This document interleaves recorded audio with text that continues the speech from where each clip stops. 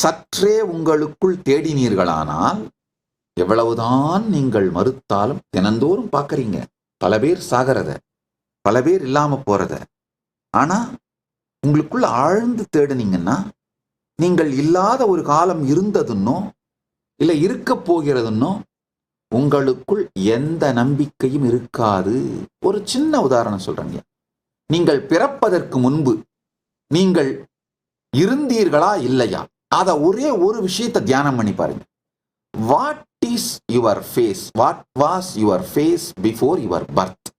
நீங்கள் பிறப்பிற்கு முன்பு உங்களுக்கு இருந்த முகம் என்ன?